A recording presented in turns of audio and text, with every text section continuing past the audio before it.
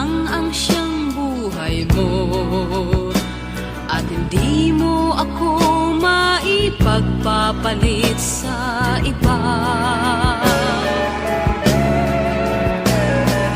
Bakit ngayon'y para kang nagbago? Iba na ang mga kilos mo, at pati ang pananamit mo ay naiiba na.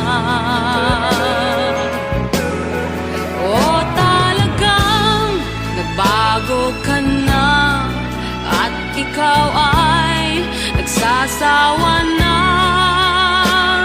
Siguro ay mayroon ka ng mahal na iba.